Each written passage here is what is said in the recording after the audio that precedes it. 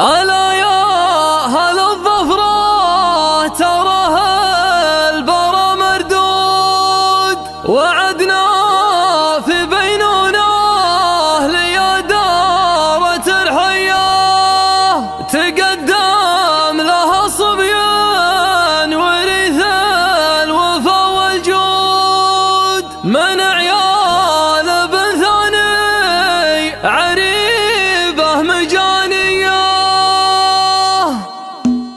توكلت بالله واستعنت الله المعبود، وقامت تصافق وسط راسي طواريه، بيوت الشعر وردت على عدها المورود، ولا هيب لا من وردت راحت الميه. ولا يا اهل الظفرة تراها البرى مردود، وعدنا في بينونه ليا دارة الحياة، تقدم لها صبيان ورث الوفا والجود، من عيال بثني عريبه مجانيه. عيال الفهود تجيك مثل الفهود فهود، على قوله الاول هذا الذيب وخيه، تقدم بحشا زينه معانه منشود، جميع المواري والوصايا طبيعيه، جميع المواري والوصايا طبيعيه. وفي وصفها كرها عقد يقود القد تقلب وتقلط في الشبوك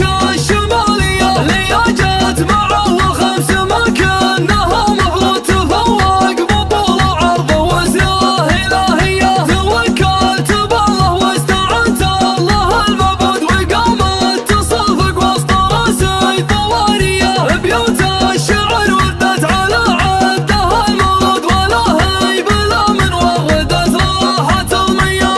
ويلات معنق ما يحح عنقه مجرود، وعظمه طويل والموطيره وياه، وكراسه راس الفحل صايك مهدود، وذان وقوفه حد حربه وجنبيه، وذان وقوفه حد حربه وجنبيه. وعدكم في بينونه مع اهل الجهام السود، نبي كل راعي فردي يقول فرديه، تراها صبيا ما يفكر بنقص وزود، ولا عادة عند الامور الكباريه، تقدم يا ابو محمد وعين الحسود بعود، ولك عاده بالاطباق رموز الخليجيه. عسى الله يعظ قبر ابوكم من الكمبود، عسى ناركم بالعز والمرجله حيه، مزارع عن الطفل المسير